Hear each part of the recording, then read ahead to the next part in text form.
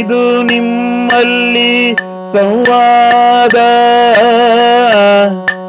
ಸಾಕಯ್ಯ ತಡೆಯಿರಿ, ಸಾಕಯ್ಯ ತಡೆಯಿರಿ. ಈ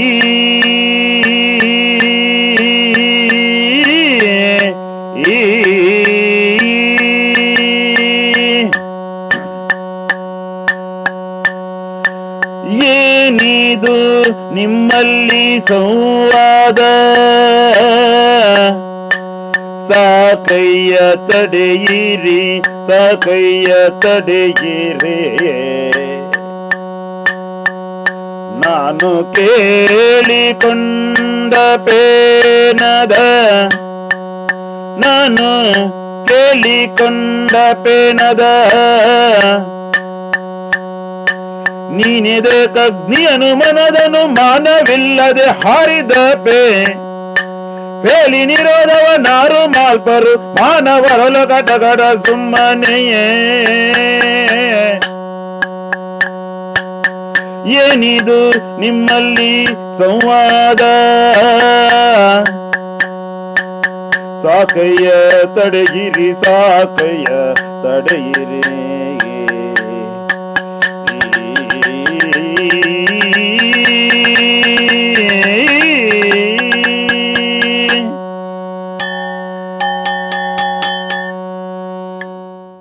ಮುಂದುವರಿಸಿಕೊಂಡು ಹೋಗುವಂತಹ ಕಾರ್ಯವನ್ನು ಆರಂಭದಲ್ಲಿ ತಡಿ ಅಂತ ಹೇಳ್ತಾ ಇದ್ದೇನೆ ನಾನು.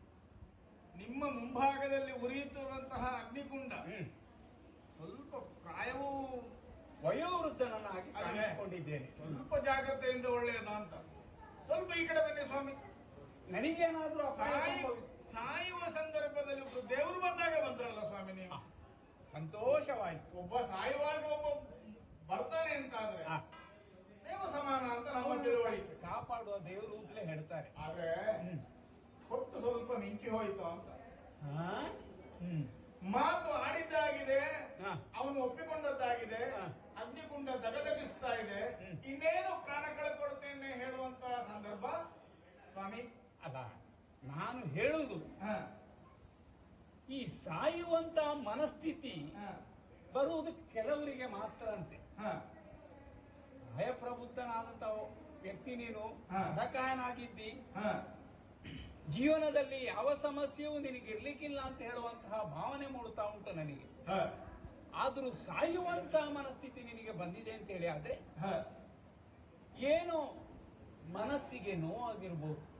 ಮನಸ್ಸಿಗೆ ವಿಪರೀತವಾದಂತಹ ನೋವಾದಾಗ, ತನ್ನ ತನವನ್ನು ಮನುಷ್ಯ ಕಳ್ಕೊಂಡಾಗ ಕೂಡ ಕೆಲವು ಬಾರಿ ಸಾವುವೇ ಗತಿ ಅಂತ ಹೇಳುವಂತಹ ಪರಿಸ್ಥಿತಿ ಬರ್ತದಂತೆ.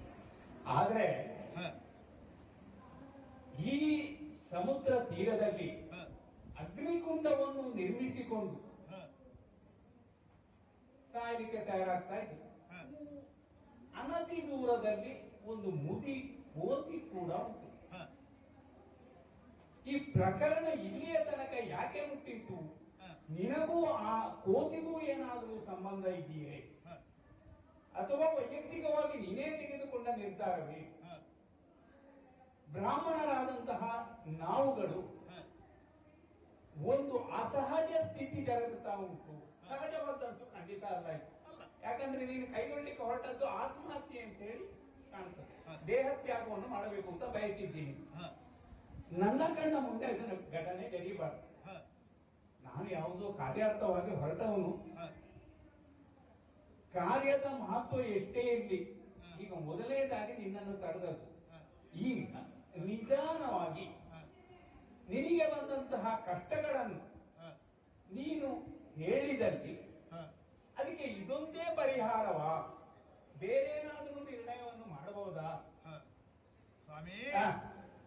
ಹೇಳಿ ಆಲೋಚನೆ ಮಾಡಬಹುದಲ್ವೇ ನಾವು? ಈ ಆರ್ಯಾವರ್ತದಲ್ಲಿ ಹಸ್ತಿನಾವತಿ ನೀವು ಕೇಳಿರಬಹುದು. ಖಂಡಿತ ಕೇಳಿದವರೇ. ಪ್ರಸ್ತುತ ಧರ್ಮರಾಯನನ್ನು ಅಣ್ಣನನ್ನಾಗಿ ಪಡೆದಂತಹ ಮಧ್ಯಮ ಪಾಂಡವನಾದಂತಹ ಪಾರ್ಥನಾಮದಾಯಕನೇ ನಾನು. ಪಾರ್ಥನೇ ನೀನು? ಪಾರ್ಥ ಅಂದ್ರೆ ನಾನೇ. ಕೇಳಿದ್ದೇವೆ. ಒಂದು ಪ್ರಕರಣ ನಡೆಯಿತು. ಧರ್ಮರಾಯನ ಅಂತಃಪುರಕ್ಕೆ ನಾನು ಹೋಗುವಂತಹ ಒಂದು ಘಟನೆ ಸಂಭವಿಸಿ ನಮ್ಮೊಳಗೆ ಆದಂತಹ 5 ಮಂದಿ ಅಲ್ಲವೇ? ಬ್ರಾಹ್ಮಣರಿಗೆ ತೊಂದರೆ ಆಯಿತು ಎಂಬ ಉದ್ದೇಶದಿಂದ ರಕ್ಷಣೆಗೋಸ್ಕರ ಆಯುಧಕ್ಕಾಗಿ ಧರ್ಮರಾಯನ ಅಂತಃಪುರವನ್ನು ಹೊಕ್ಕಬೇಕಾದಂತಹ ಅನಿವಾರ್ಯತೆ ಬಂದೊದಗಿದ್ದರಿಂದಾಗಿ ನಮ್ಮೊಳಗಾದಂತಹ ಒಪ್ಪಂದದ ಪ್ರಕಾರ 1 ವರ್ಷಗಳ ಕಾಲ ತೀರ್ಥಾಟನೆಯನ್ನ ಮಾಡಬೇಕು. ಇದು ನಮ್ಮೊಳಗೆ ಅನುಮತಿ ಇಲ್ಲದೆ ನಿನ್ನ ಪ್ರವೇಶ ಆಯಿತು ಅಂತ ಕಾಣುತ್ತದೆ. ಹೌದು. ಹಾಗಾಗಿ ಅದನ್ನು ನಾನೇ ಸ್ವತಃ ಹೆಗಲಿಗೇರಿಸಿಕೊಂಡು ನಡೆದು ಬಂದವನು ನಾನು. ನಿನ್ನಿಂದಲೇ ಅಪರಾಧ ಘಟಿಸಿತು. ಹೌದು. ಪರಿಹಾರ. ಹಾಗಾಗಿ ನಡೆದು ಆರ್ಯಾವರ್ತದ ದಕ್ಷಿಣ ಭಾಗಕ್ಕೆ ಬಂದಾಗ ಈ ಮರಳ ರಾಶಿಯಲ್ಲಿ ಹಳೆಯದಾದಂತಹ ಒಂದು ಸೇತುವೆಯನ್ನು ಕಂಡೆ ನಾನು. ಸ್ವಾಭಾವಿಕವಾಗಿ ಮನಸ್ಸಿನಲ್ಲಿ ಬಂದಂತಹ ಕುತೂಹಲಕ್ಕೆ ಉತ್ತರ ಯಾರು ಕೊಡಬಹುದು? ಇದು ನನ್ನ ಪ್ರಶ್ನೆಗೆ ನೋಡಿದ್ರೆ ಈ ಮುದಿ 1 ಕೋಟಿ ಬಾಯಲ್ಲಿ ಮಣ ಮಠ ಇಲ್ಲಿ ಕಾಣಿಸುತ್ತಿರುವ ಹೌದಪ್ಪ, ಇದೇ ಕೋಟಿ. ಒಂದು ಪರಿಚಯ ಕೇಳುವ, ಊರಿನ ಪರಿಚಯ ಆಗಬೇಕು. ಇಲ್ಲಿ ಕಾಣುವಂತಹ ಪಳೆಯುಳಿಕೆ ಅದೇನು ಸೇತುವೆ ಇದೋ ಅದರ ಬಗ್ಗೆ ಕುತೂಹಲಬೇಕು. ಇಂಥ ಸ್ಥಳದಲ್ಲಿ ಯಾರೇ ಸಿಕ್ಕಿದ್ರು ಕೆಲವರಿಗೆ ಪರಿಚಯ ಮಾಡಿಕೊಡುವಂತಹ ಅಭ್ಯಾಸ ಇರ್ತದೆ. ಯಾರಲ್ಲಿ ಕೇಳುವುದು ನಾವು?